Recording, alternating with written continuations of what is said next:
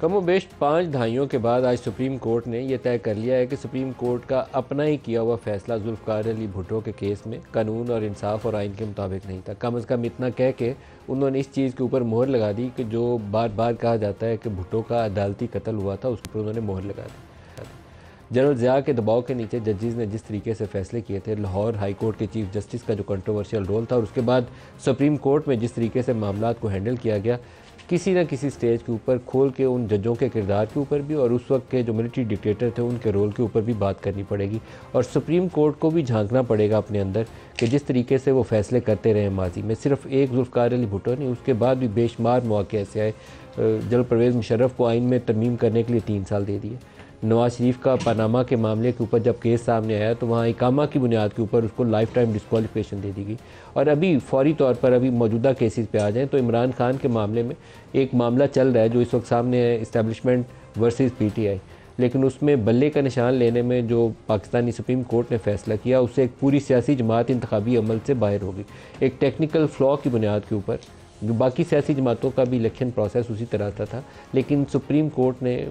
میرے خیال میں ایک ایسا فیصلہ دیا ہے جس کو کبھی نہ کبھی جا کے ان کو دوبارہ دیکھنا پڑے گا کہ کیا اس فیصلے سے پاکستان میں جمہوریت مضبوط ہوئی یا جمہوریت کمزور ہوئی۔ ابھی الیکشن کمیشن میں ریزرو سیٹوں کا معاملہ ہے، وہ بھی گھوم پھر کے سپریم کورٹ آف پاکستان کے پاس جانا ہے۔ آج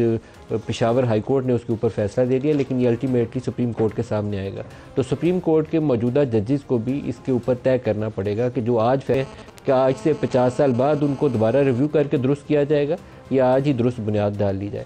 بھٹو کیس میں ججز نے جو باتیں کہیں وہ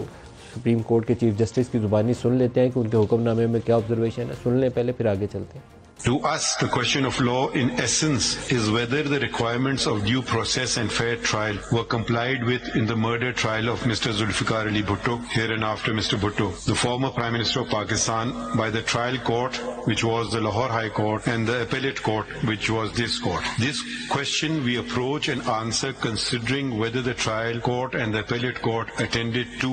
and dealt with the requirements of due process and fair trial. The reference filed by the President of Pakistan has provided us an opportunity to reflect upon the proceedings of the trial, conviction and death sentence of Mr. Bhutto under the regime of the military dictator General Zia-ul Haq. The reference was filed during the government of the political party founded by Mr. Bhutto, but the successive governments of other major political parties carried forward this inquiry and did not opt to withdraw the reference, which included when we were hearing the matter, the caretaker government. This collective interest reflects the widespread desire of the people of Pakistan to seek the opinion of this court on whether Mr. Bhutto was afforded a fair trial and due process for his trial for the murder of Mr. Mohammad Ahmed Khan Kasoori.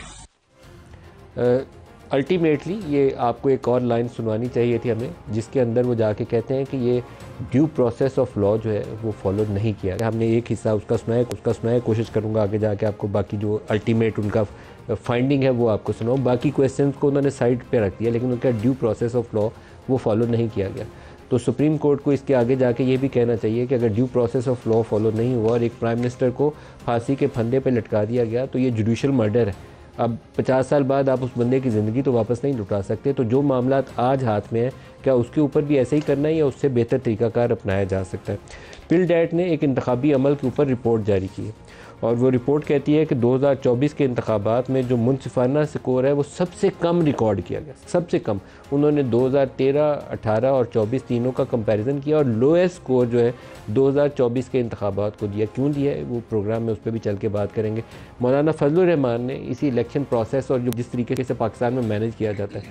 13 میں اگر نون league کی حکومت آنی تھی تو 13 کے انتخابی عمل کے دوران تقریباً سارے بڑے جو پلیئرز تھے یا اسٹیک ہولڈرز تھے ان سے آپ کو امپریشن ملنا شروع ہو جاتا تھا اس دفعہ نون لیگ کی حکومت آنی ہے۔ 18 میں پی ٹی آئی کی آنی تھی تو پی ٹی آئی کے نمبرز چاہے پورے تھے قومی اسمبلی کے یا نہیں تھے، یہ بات ڈن ڈیل تھی کہ نون لیگ کی پی ٹی آئی کی حکومت ہی 18 میں بنی ہے، کراچی سے 14 سیٹیں مل جاتی ہیں۔ اس دفعہ اگر ان کو پی ٹی آئی کو نہیں حکومت ملنی تھی تو کراچی کی ساری سیٹیں ان سے نکل جاتی ہیں اور وہ ساری سیٹیں ایم کیو ایم کو مل جاتی ہیں۔ تو یہ پروسیس پاکستان میں کیسے مینیج ہوتا ہے، مولانا فضل الرحمان کی زبانی سنیے۔ جب کسی کو اقتدار میں لانا ہو تو 100 مقدمات ایک ہفتے میں ختم، اور جس کو اقتدار سے نکالنا ہو تو ایک ہفتے میں 100 مقدمات۔ جو آپ کا مینڈیٹ 2018 میں تھا تقریباً کچھ اوپر نیچے، آج بھی وہی ہے۔ آپ کی اسی مینڈیٹ کے ساتھ اس وقت کا الیکشن کیوں دھاندلی تھا اور آج کا الیکشن کیوں دھاندلی نہیں ہے؟ اور یہی سوال میں تحریک انصاف سے بھی کرتا ہوں، اس وقت دھاندلی کیوں نہیں تھی اور آج دھاندلی کیوں؟ جو آج پروگرام میں شرکا ہے ہمارے ساتھ، ان کا آپ سے تعارف کروائی دیتا ہوں۔ اسلام آباد اسٹوڈیوز میں ہمارے ساتھ ہیں ڈاکٹر طارق فضل چودھری صاحب پاکستان مسلم لیگ نواز سے، بیرسٹر ولید اقبال صاحب پاکستان تحریک انصاف سے، اور اس کے علاوہ ہمارے ساتھ ہوں گے احمد بلال محبوب صاحب، پل ڈیٹ کے ہیڈ ہیں یہ۔ سب کو پروگرام میں خوش آمدید کہتا ہوں۔ آپ کی اگر اجازت ہو تو احمد بلال صاحب سے شروع کر لیں۔ جی ضرور۔ احمد بلال صاحب، پہلے تو بھٹو کی ہینگنگ کے اوپر جو فیصلہ ہے اس کے اوپر آپ کی رائے چاہتا ہوں۔ آپ کے خیال میں یہ فیصلہ یہاں تک کہہ دینا ہی کافی ہے کہ due process of law follow نہیں ہوا، یا اس سے آگے جا کے کہہ دینا چاہیے تھا کہ ان ججوں کا کردار درست نہیں ہے، یہ جوڈیشل مرڈر ہے، اس کو پروو کرنا چاہیے، ان کے کردار کا اسیس کرنا چاہیے کہ انہوں نے فیصلہ کس کے دباؤ میں دیا اور کیوں دیا ایسا فیصلہ؟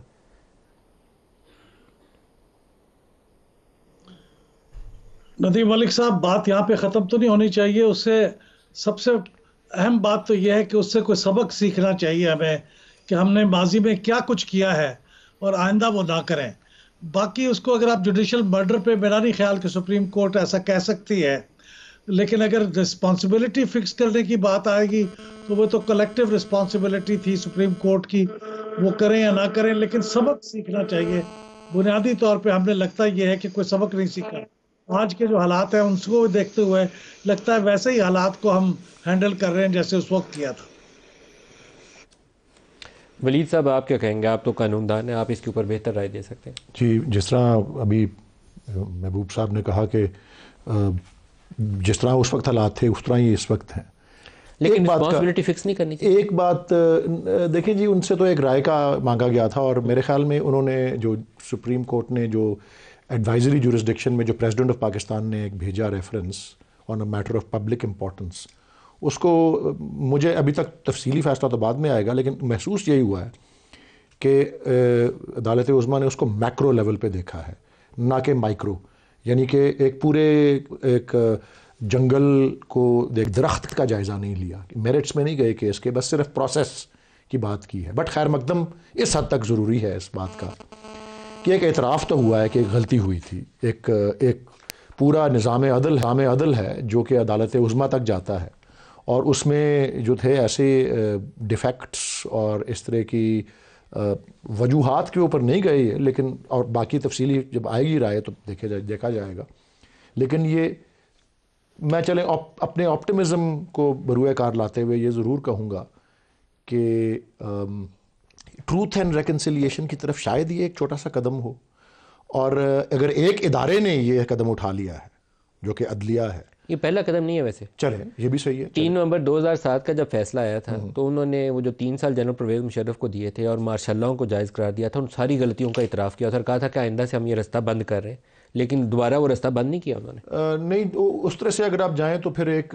آسما جیلانی کیس بھی تھا یحییٰ خان کے خلاف، جو ان کا بالکل، اور یحییٰ خان کو اس میں غاصب قرار دیا، جسٹس یعقوب والا جو فیصلہ شاید نہیں، I think Mahmood ur-Rahman, chief justice Mahmood ur-Rahman تھے اس وقت، لیکن ان کو غاصب قرار دیا گیا، لیکن وہ جب اقتدار میں نہیں تھے۔ لیکن بات ساری یہ ہے کہ اگر ایک ادارے نے ایک اعتراف کر لیا ہے، یا اعتراف کی ایک جھلک بھی دے دی ہے،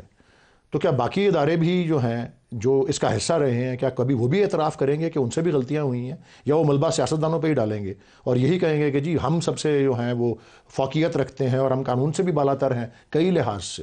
اصل بات تو یہ ہے دیکھنے والی، کیونکہ پاکستان کی تاریخ میں بہت سے المیے جو ہیں وہ آئے ہیں، اور اس میں جوڈیشری کی طرف سے بھی، اور وہ تو مولوی تمیز الدین کیس سے اگر آپ شروع کریں، آپ نے ٹیکنیکلٹیز کی بات کی نا، جو کہ جس کی بنیاد پر بلہ چھین لیا گیا، وہ ٹیکنیکلٹی ہی تھی جس پہ مولوی تمیز الدین کیس، جو کہ پاکستان کی آئینی تاریخ کا پہلا سیاہ باب سمجھا جاتا ہے ڈاکٹرن آف نیسیسٹی اور اس طرح کی چیزوں کے حوالے سے، لیکن بہرحال وہ ہے، اور پھر متواتر ایسے فیصلے آتے رہے۔ نواز شریف نکالا، آپ کا سیاسی مخالف ہوگا، آپ کا سیاسی مخالف ہوگا، لیکن پاناما کا کیس تھا، اس میں اقامہ کے اوپر ڈسکوالیفیکیشن نہیں، پاناما کیس میں چلیں وہ ایک اس میں اور بھی بہت سی چیزیں تھیں، جس طرح وہ قطری خط اور یہ اور وہ، ابھی تک وہ بات کی کہانی، وہ ایک اور نہیں وہ اقامہ کے اوپر ڈسکوالیفیکیشن کی تھی لائف ٹائم، نہیں وہ تو ٹھیک ہے، میں ٹھیک ہے، لیکن یہ ہے کہ ابھی تک اس کیس کے حوالے سے اگر تفصیلات میں جائیں تو منی ٹریل والی بات جو ہے وہ ابھی تک ہمیں سمجھ نہیں آ سکی کسی کو. منی ٹریل وہ ٹرائل کورٹ تھی نہیں نا. ٹھیک ہے، میں صرف یہ کہہ رہا ہوں میں اس حوالے سے زیادہ اہم کیس اس کو سمجھتا ہوں. میں سمجھتا ہوں کہ جس طرح آج یہ رائے آئی ہے، جس قسم کے کیس کے بارے میں آئی ہے، اور جس طرح سے چلیں میں یہ لفظ استعمال کر لوں کہ مضحکہ خیز کیس بنایا گیا